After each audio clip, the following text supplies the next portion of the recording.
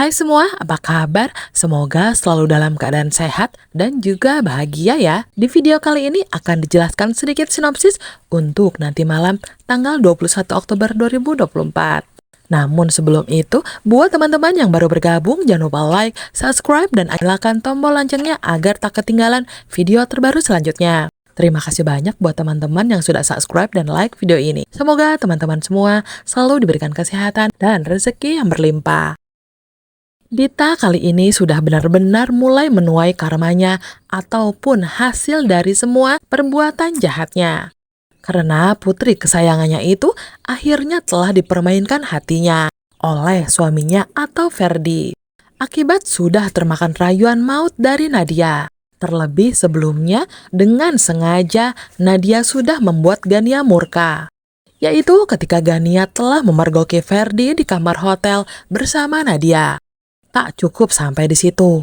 Setelah Nadia sudah membuat Gania terjatuh dari lantai 3 hingga menyebabkannya alami kelumpuhan, kali ini Nadia telah berhasil membuat Ferdi langsung jatuh cinta pada pandangan pertama. Dan hal yang lebih gilanya lagi, ternyata Ferdi akan segera menikahi Nadia.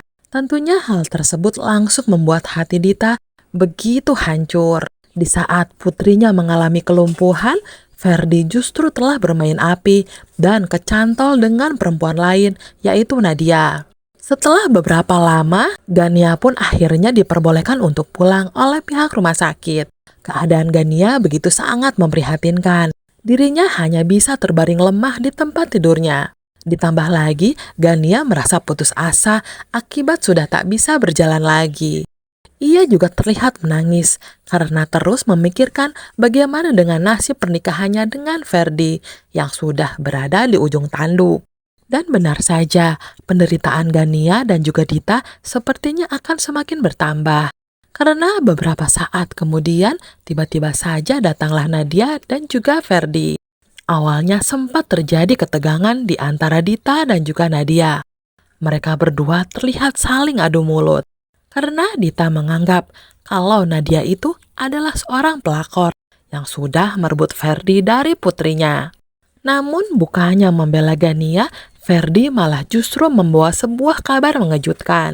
Yakni Ferdi telah menegaskan bahwa dirinya akan segera menyuruh pengacaranya untuk membawakan sebuah surat cerai yang ditujukan pada Gania.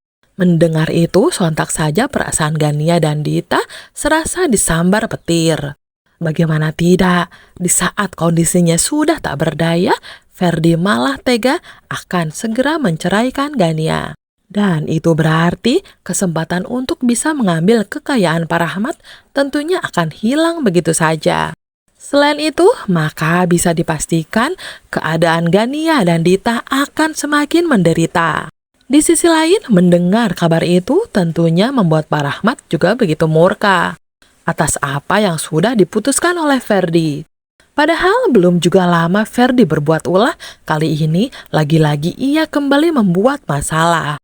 Pak Rahmat benar-benar tak habis pikir, mengapa bisa-bisanya di saat Gania sudah tak berdaya, Ferdi malah akan menikahi perempuan lain. Tak hanya Pak Rahmat saja, Bu Heni, Nando, serta Saleha juga pastinya tak kalah kagetnya. Apalagi ketika melihat sosok perempuan yang telah dikenalkan oleh Ferdi ke Pak Rahmat dan Bu Heni itu ternyata adalah Nadia, orang yang telah berbuat jahat terhadapnya. Setelah melihat keadaan Nadia di tengah keluarga Pak Rahmat, pastinya Nando akan semakin siaga untuk bisa menjaga keselamatan Saleha.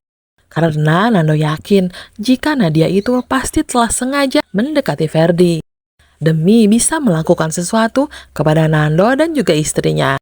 Terlebih saat ini sepertinya mereka berdua itu telah kembali ke rumah Pak Rahmat.